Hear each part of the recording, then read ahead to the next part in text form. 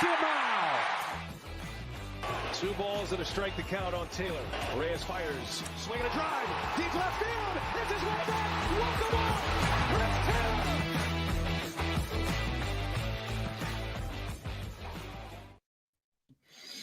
Hello, everyone. Welcome in to DodgerHeads, presented by DodgerBlue.com. I'm Daniel Starkand, filling in for Jeff Spiegel tonight. I got my guy Blake Williams with me, and Blake, I think we just witnessed the worst Dodgers postseason performance of our lifetime, and that's saying something because we've seen a lot of poor postseason performances from this team.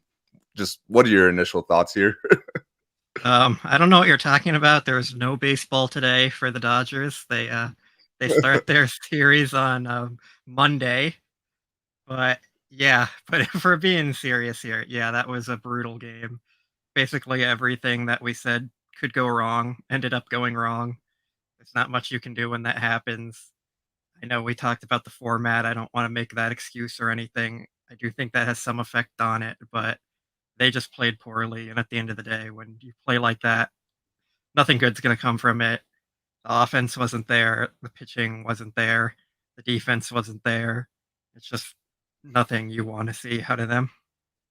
Yeah, we're gonna get into it all right now. First, I see a lot of people asking where Jeff is. He just had a prior commitment tonight. He'll be back on Monday for Game 2, pregame and postgame show. Just as a reminder, we're going to be doing pre and post for all postseason games. Hopefully, future ones are better vibes than this one. But let's get into it. We got a super chat to start it off, and I mean, I guess there's nowhere else to start with this game other than Clayton Kershaw. Obviously, not a great Kershaw performance. Starts off by not getting any help from his defense. James Outman definitely should have caught that ball. It wasn't a routine play by any means, but and then things just kind of spiraled after that. Kershaw ends up only getting one out, which was a hard hit ball in itself. Every batter he faced squared him up, gives up 6 runs. And the game was pretty much over from there. I see Michael here asking if Kershaw should be IL'd. Honestly, I think it's on the table just because we know he's not healthy. But at the same time, I'm not necessarily expecting it to happen just because we know Kershaw wants to take the ball regardless of whether he's healthy tonight or not. But we'll see in the coming days, I guess, if there was, more health issues here that they didn't really mention to us. But just what are your thoughts on the Kershaw performance? I know you've been the one in our staff that's been skeptical of Kershaw this whole time. I don't think even you expected it to go this bad. So just what are your thoughts?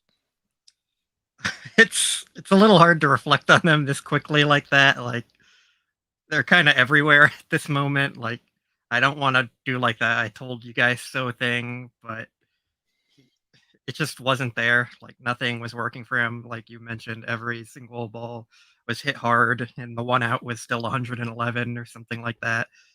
So, regarding if he needs to go on the IL, I think it's something they have to talk about. I know Dave Roberts said that this is the healthiest Kershaw has felt, but Dave Roberts has said a lot of things related to injuries, and they've kind of hidden injuries in the past and don't really want to reveal what they are. So I think he probably does need to go on the IL, but if you make that decision and they do advance to the NLCS, then you're without Kershaw there. And you kind of need him at this point. Like, pitching is what it is. You can't make many changes. I'm not sure Ryan Yarbrough is going to be so much more effective. We saw what happened to him his last time out, and I really just think stuff plays up. So I'm not necessarily sure I really want Yarbrough to be the guy who replaces him anyways. And you're guaranteeing Lance Lynn a start if Kershaw is on the IL. There's just so many factors that go into this. Like, it's just tough. This has been our main concern. It's the pitching, and we saw it backfire on them today.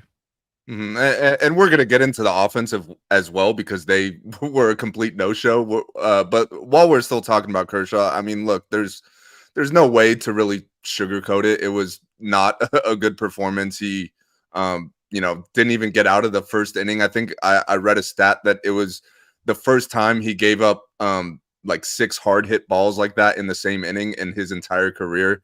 And it's funny because that's just how baseball works. Like we were sitting here talking on the pregame show. I laid out all the stats. Clayton Kershaw had not lost at home to the Diamondbacks since 2012, and then on the other side, Merrill Kelly was 0-11 in 16 career starts against the Dodgers. So I guess if like we talk all the time about just how random the postseason is and how anything can happen, throw out all the record books, whatever happened in the regular season, doesn't matter anymore. And I think tonight was like the most perfect example of that you could draw up. Yeah, for sure. I mean, the thing I keep going back on is last year the Dodgers took game 1 and then the Padres won 3 in a row. So it's too early to count the Dodgers out. They are a more talented team than the Diamondbacks, even though they didn't show it tonight. But I don't think it's the end of the world. We got Bobby Miller going on Monday. Sorry about this formatting throwing me off a little here. Such a weird format. And then hopefully we get Ryan Pepio game 3. So they're set up in an okay spot. The Diamondbacks probably still have the edge a bit with Gallen going, but the Dodgers are still in this. It's not time to panic yet, but it definitely wasn't the ideal outing. Hey, I appreciate the optimism here. Who would have thought that Blake would be the one talking us all off the ledge? But you are right. It is only one game. Whether they lost this game by 1 run or they lost it by 50 runs, you're still down 1-0 in the series.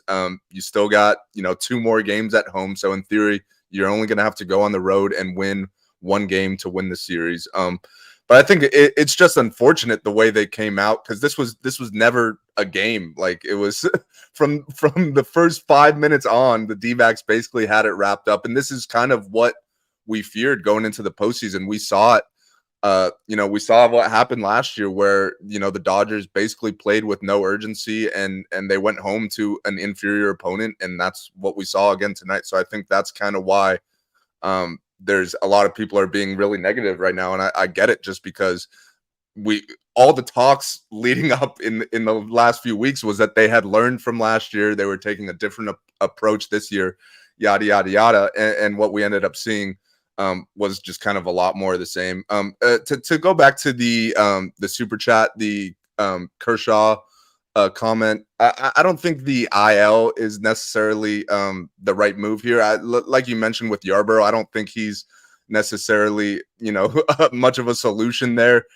And you still, like you said, like if you put Kershaw on the IL now, you don't have him for the NLCS, and that's where you're going to have less off days. Like you could get by with fewer starters in the NLDS, but once you get to the NLCS, you're going to need more starters.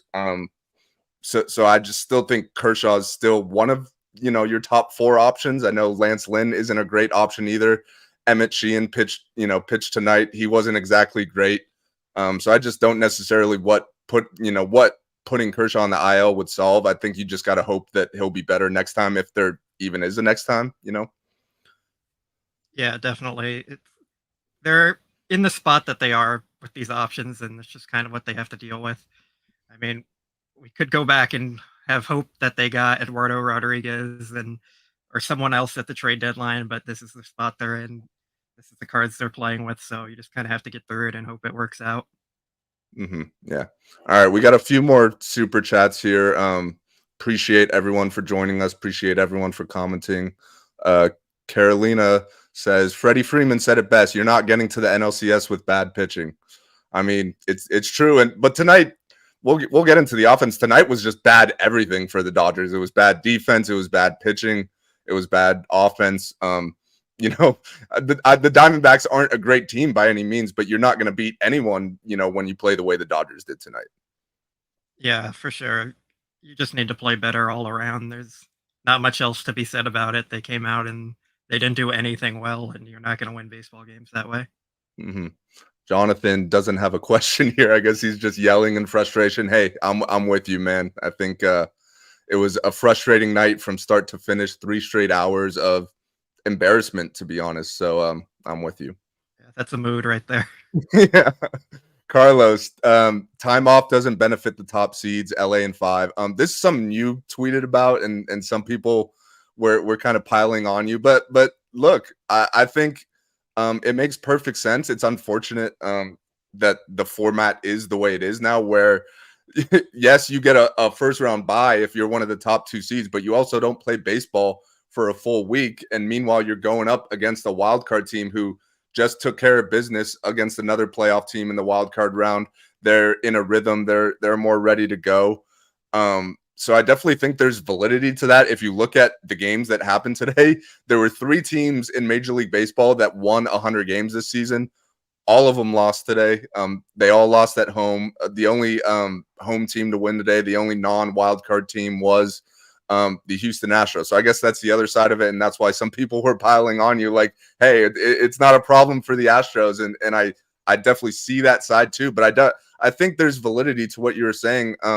Baseball is a rhythm-based sport. Guys like to be in the lineup every single day. They like to get their at-bats. And I know they're doing simulated games and whatnot, but that's not the same and anywhere close to the same intensity as, regular games and especially postseason games. So I don't know if you want to just back up your tweet or what you were getting at with that. I definitely agree with you. Well, the funny thing about it is a lot of the people piling on were Mets fans and Angels fans, which I'm sure they would love to be in this position right now of what would they know about getting the blown playoffs? out. Yeah, exactly. But yeah, I think a lot of this goes into fans need to realize the postseason isn't about determining who the best team is. It's essentially a bracket made for fun to make money. Baseball is a business at the end of the day. If we wanted to determine who the best team is, we would get rid of the wild card, the NLDS and the NLCS, and just send the 2 top teams to the World Series. That's part of the reason why the Yankees have 27 rings. That's how baseball used to do it. They were the best team pretty much every year. They went directly to the World Series, and of course, they ended up winning a lot. So that's kind of where I'm coming at from that part. And then also, yeah, having a week off is tough for any team to deal with, especially for hitters. You need to get your rhythm, and it's just so hard to simulate a postseason atmosphere or even just a competitive regular season atmosphere. The Dodgers tried to do some things to bring up the intensity of their workouts, but it's just you can't simulate that feeling. So I do think they need to get rid of some of that break for the teams that win the top 2 seeds, but I don't think it's going to happen also. Mm-hmm. We got another super chat here from Michael. Thanks again. Stone and Hurt are right there. Kershaw gives you nothing. See, I feel like we saw a good amount of Gavin Stone this season, and unfortunately, there just wasn't a ton of success at the major league level. I know he's been good every step of the way at the minor league level, but he just didn't. I don't think he did enough with his opportunities to really feel trust in him going into the playoffs. Hurt, I understand, but at the same time, I don't think like another back end of the bullpen reliever is what they really need right now. I think their bullpen is still great. Outside of a couple the 1 home run tonight, and then or 2 home runs, I guess. Vesia gives up the one to Tommy Pham as well. Outside of that, those 2 solo shots, the bullpen was actually pretty good tonight. But I just think Kershaw's still like probably your 4th best starter. Maybe you give the nod to Sheehan over him, but he's still not giving you a ton of length. So I don't think I definitely don't think Gavin Stone's the answer. And I obviously, adding Kyle Hurt to the roster wouldn't have changed much tonight. Yeah, I kind of agree with that. I mean, I've shared my concerns about Kershaw for the last month. I think everyone who's been here knows that. If you haven't been here, I've talked about that a lot. But at the end of the day, he still pitched well down the stretch. I said earlier today I had more confidence in him than I did when he first came back. So you have to rely on him. He's one of your guys. He's still probably one of their best 4 starters, even without that stuff. But like I was saying, if one thing goes wrong with him, he doesn't have those pitches he can fall back on. And I kind of feel like that's part of what we saw today. The Diamondbacks just knew it was coming and they jumped on it and took advantage of it. Mm-hmm. All right. Well, let's get into the offense a little bit here, just because honestly, like as disappointing as Kershaw and the pitching staff were, like there's an argument to be made that the offense was just as disappointing, if not even more disappointing. They get 2 runs late when the game was, far out of hand. But outside of that, they only had 4 hits. They walked 4 times. They left 6 guys on base, 1 for 6 with runners in scoring position. That one hit being the Will Smith triple in the 8th inning. And I wish I could say I was surprised by this type of performance, but I feel like we've seen this almost yearly from the offense in October. So how concerned are you? Do you think this was just kind of a one-off, poor performance? They were, already down by so much that they kind of were just flat the whole game, or is this, a legit cause for concern moving forward? I think it's a mix of everything. Like, I don't think you come out and play this poorly if it's just one thing going wrong. I think you need to have a little of everything. They came out, the Diamondbacks took a really big lead quick. It kind of demoralized you. You didn't have your rhythm and timing after having all that time off. And maybe there is some mental thing with them going on, even though this roster is pretty different. So, like, saying that they're still affected by last year is a little Hmm. more of a stretch for me because it's just so many different players. And at the end of the day, you just need them to hit. Like, that's all there is to it. They could come back tomorrow and they could put up 11 runs themselves, and I don't think any of us would be surprised. And they could come back out and put up another 2-run game, and I don't think any of us would be surprised. It's just kind of how it goes. Offenses tend to be really streaky. Hmm. But yeah, I mean, they need to be better than this. I think we all know that. I definitely think there's something to guys pressing, trying to do too much or seeing other guys not do well and then thinking, I got to do more to make up for that and such. That's not a situation you want to get yourself in. Like ideally, you get off to a hot start, so that the doubts don't start to set in.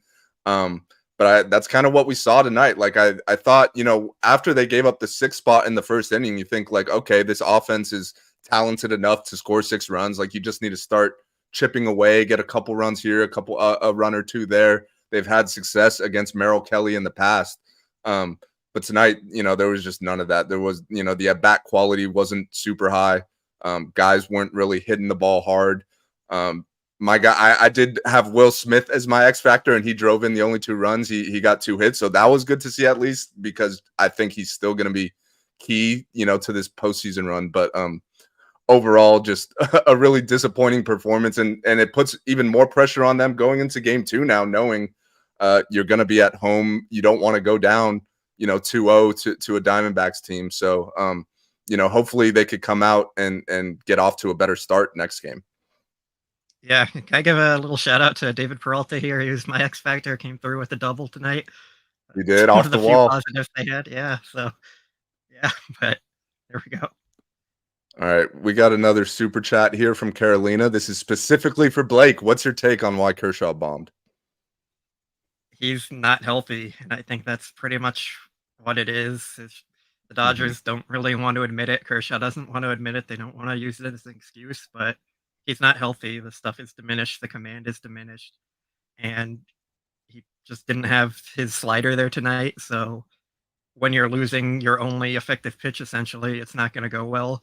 The Diamondbacks kind of knew it was coming, and they took advantage of it. They jumped on it. They were aggressive, and Kershaw just wasn't able to strike anyone out. He got Christian Walker. I think it was a 2-2 count, and he just couldn't put it away. And then double came, and yeah, it was just all night. He didn't have his best stuff, and I think it goes back to the injury.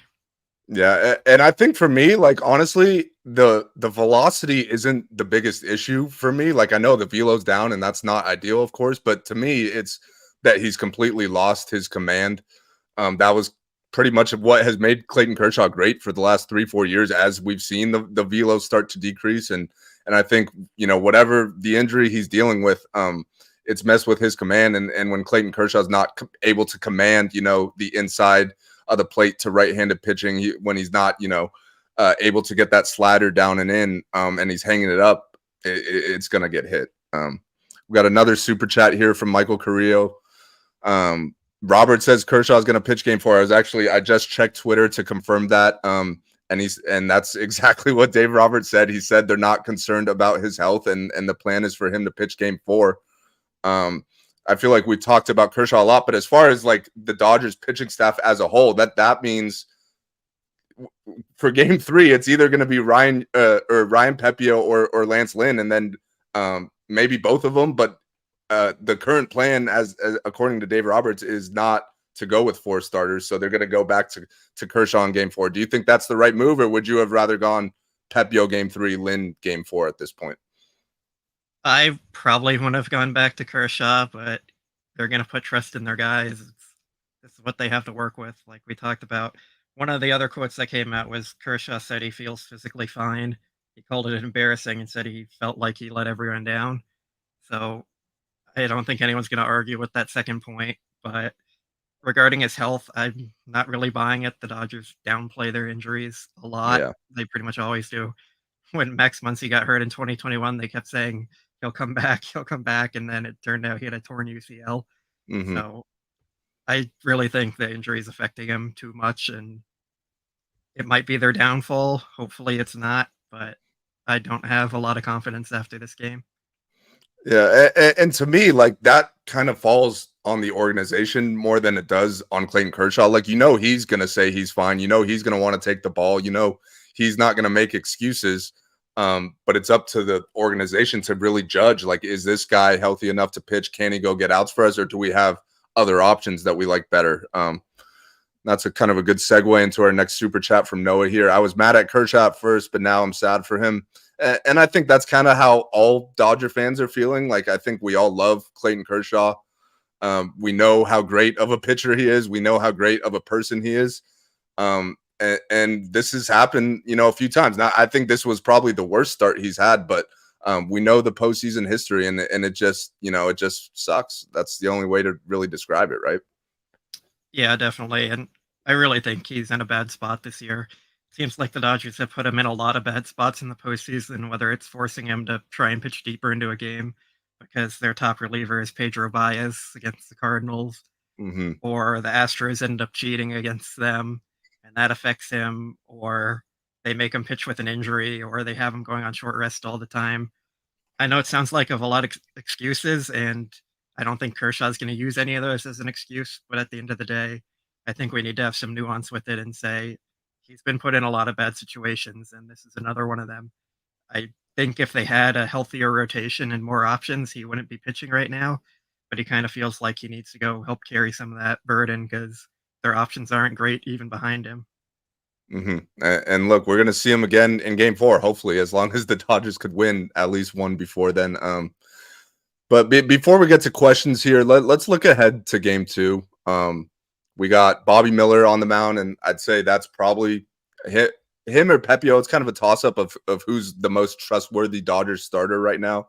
But I definitely think Bobby Miller is the guy you want on the mound, and not a must-win game, but pretty much a must-win game at this point.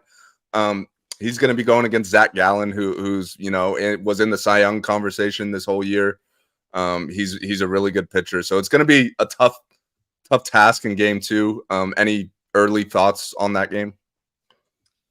If I have trust in any of their pitchers right now to be calm and collected in a game that's basically a must-win, I think it is Bobby Miller. I would have trust in Pepio too. He's been great, but Bobby Miller just has that kind of it factor. People have compared him to Walker Buehler with kind of that emotion and just the stuff that I think is going to play up in October. So I don't think they're in a worse spot they could be in after losing one game. I know it's going to be tough going up against the ace of the Diamondbacks, but like we're saying, this offense still is talented, and it's one that could break out in a game and no one would be surprised. And if Bobby Miller's able to give you 5 or 6 innings of quality baseball, it's a winnable game. Mm-hmm. Yeah, I mean, I think there are a few silver linings here. You just mentioned some of them. I tweeted one where I basically asked, isn't it how baseball works? Like, if a team scores 11 runs in one game, then doesn't that mean they're going to get shut out in the next game? That's just kind of how the randomness of baseball goes. We'll see. I'm not necessarily expecting a shutout in Game 2, but I definitely think there's something to that. And hopefully, the Dodgers come out with some fire. We didn't see much of that tonight. And of course, when you're down 6-0 in the first, there's not a lot of energy to be had in the dugout and such. But I'd like to see some more urgency. And also from a managing perspective, do you think they're going to have to manage Game 2 kind of like a must-win, Game 7 type game? Do you think they'll give Bobby a long leash if he gets into some trouble, or are they going to have a quick hook, knowing that you got a rested bullpen? There's an off day tomorrow. None of your high leverage guys pitch today, so they'll be all good to go. And also just knowing that you don't want to go to Arizona down 2-0. Yeah, I think they'll play it like a must-win game with the off day coming up, and you can't go down 2-0 in a series and then go on the road. It's putting you in a near impossible spot. So tomorrow is definitely a must-win for them, and I think Dave Roberts is going to manage with that in mind. And by tomorrow, you mean Monday, of course, because they MLB decided to go with this weird schedule. Well, Which I guess now, if you're the Dodgers, you'll take it because an off day is needed after what we witnessed tonight. yeah, for sure. All right, before we wrap up here, let's get into some questions. Again, appreciate everyone for joining us, and as usual, start your question with question in all caps, just so we could see them and run through them. Yeah, let's get some questions in the chat because I feel like we've talked all we can about this game. All right, here Michael's back again. Let's see what he's got. When will the Dodgers hire a ball busting manager that they need to succeed in the postseason? I know you're a Dave Roberts defender, so I'll give this one to you. Do you think he was part of the problem tonight, or do you think it was just a bad game by the players? I don't think you can really blame Dave for this one. I mean, Kershaw came out, allowed 6 runs before getting an out. Outman made an error that kind of gave the Diamondbacks some momentum. I think Dave Roberts is the last person in this game I would be blaming this on. Yeah. Now, if they lose the series and get swept, I think that might be a different conversation. But also, this goes back to kind of what I've been saying all year. I don't think the front office put this team in the best position to win a World Series that they possibly could. They didn't do a whole lot at the trade deadline. They went and got Lance Lynn, Kike Hernandez, a guy, and 2 guys who aren't even on the postseason roster at this point. And we know they had bigger needs than that. If you go even further back to the offseason, they replaced Trey Turner and Justin Turner with JD Martinez.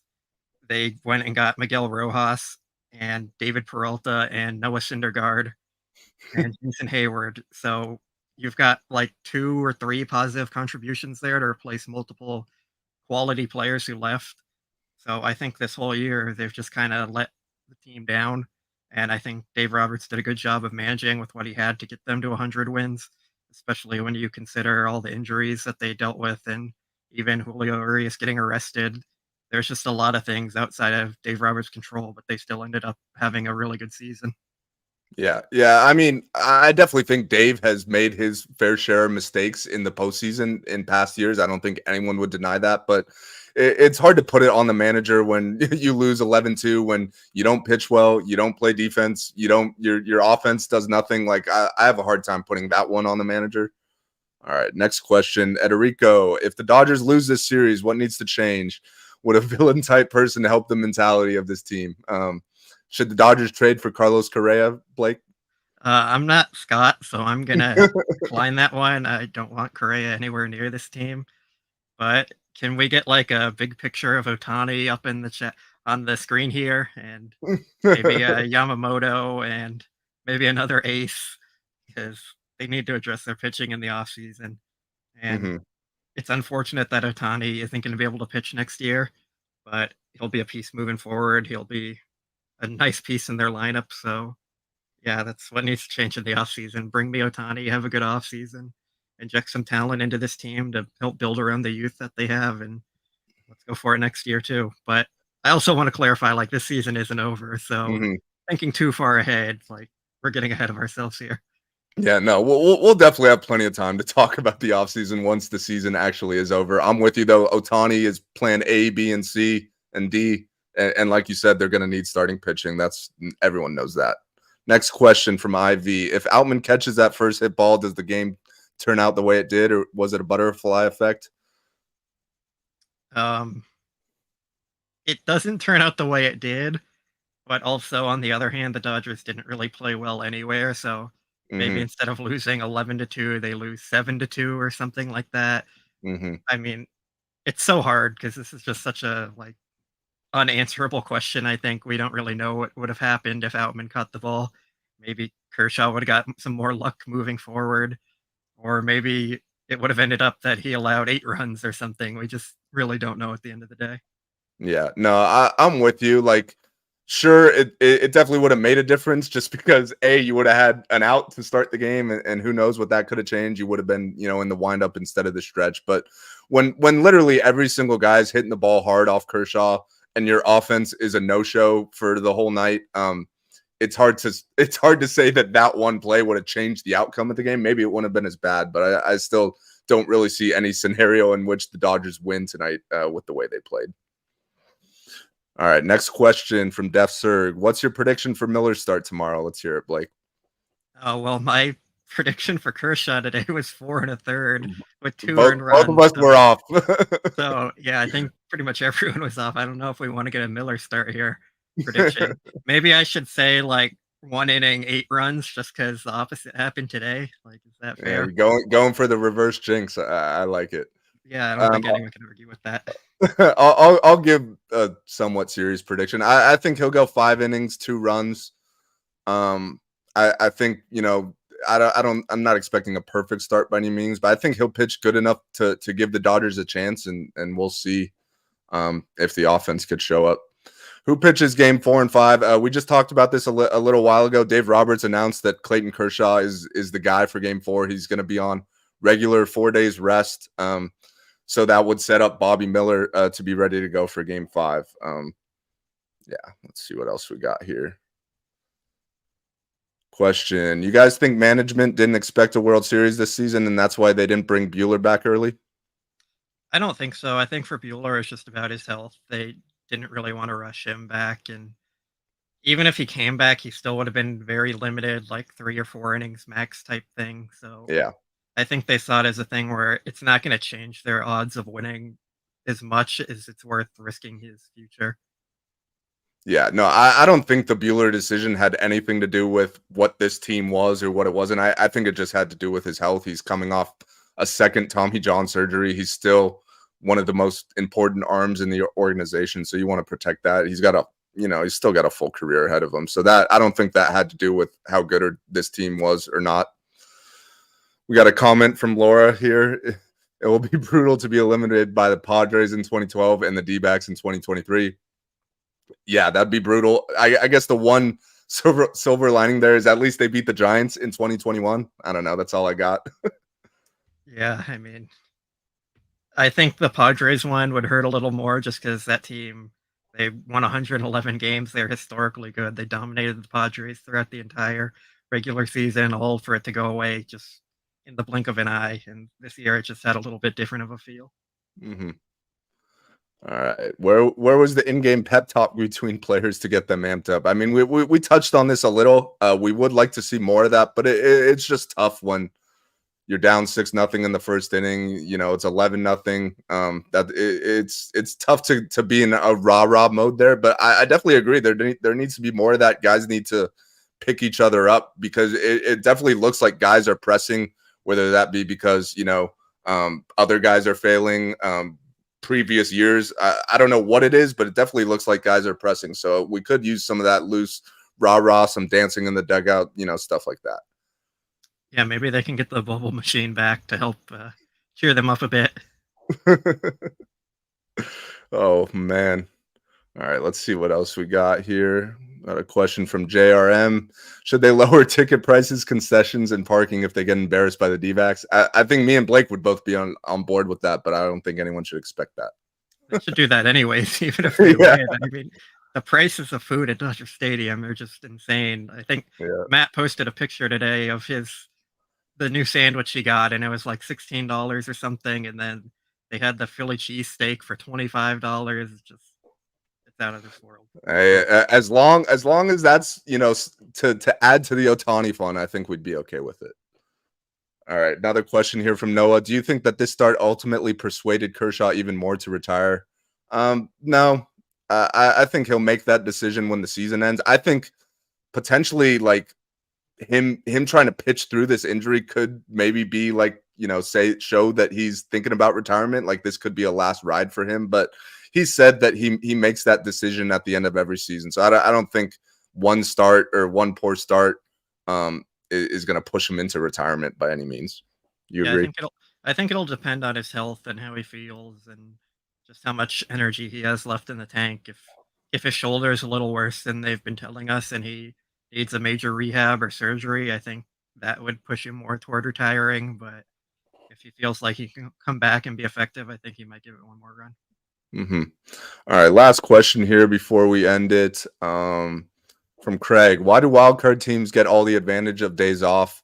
Well, they don't get more days off; they get less days off. So I guess that's the advantage of they get to play more.